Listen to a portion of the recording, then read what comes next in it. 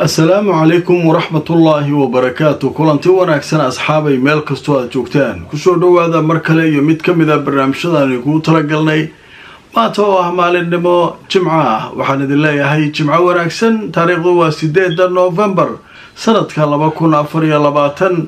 haddaba qodobada barnaamijka galabnimo aan idinku soo gudbin doono waxaa kamid ah ilaa 50 magaalo oo Israa'iil ah oo Siiriga digniinta weeraro inay soo socdaan xilligan uu ka yeerayo iyadoo la kala cararayo qof walba ibixi xagee ku dhuunta ay maraysa. waxaa soo kale barnaamijkan idinku soo gudbin doona Xuutiyiinta oo war ka soo saaray gantaal saakay ay soo rideen iyo goobihii uu ku dhacay xilli ciidanka Israa'iil ay horay u sii sheegeen si barnaamijkii horaan idinku soo gudbiyay inay gantaalka ka hortageen laakiin Yaxya Sariic uu diidan yahay meel halisan ku dhufan uu leeyahay sida ay wax u dhaceen iyo Sariic waxa uu ka yiri sheekadaas ayaynu barnaamijka iyana idinku la wadaagi doonaa. madaxweynaha Turkiga Rajab Tayyip Erdogan ayaa fariin u diray Donald Trump wuxuuna sheegay inay tahay inuu ka dhabeeyo arinta ku saabsan dagaalada waa joojinaya uu yiri inuu dagaalka ka joojiyo Gaza.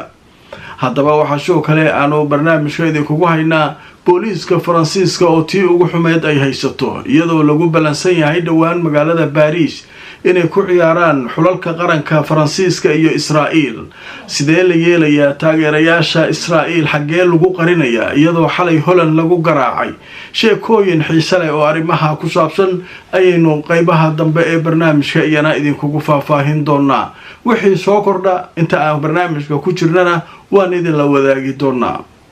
haddaba haddaad nagala socoto Nadaara Show barnaamijkan oo dhammaystiran iyo qodobada muhiimka waxaad ka daawan kartaa Nadaara TV adigoo YouTube-ka ku qoraya Nadaara TV kadibna waxaad ku dhufsanaysaa subscribe si aad mar walba ugu xirnaato Nadaara TV adoo ka helaya macluumaad ku saabsan barnaamijyo documentary ah, qisooyin cajiib ah, warar iyo wariba arrimaha la yaab kale ee dunida ka dhaca. inta aan mar kale kulmayno nabadgelyo.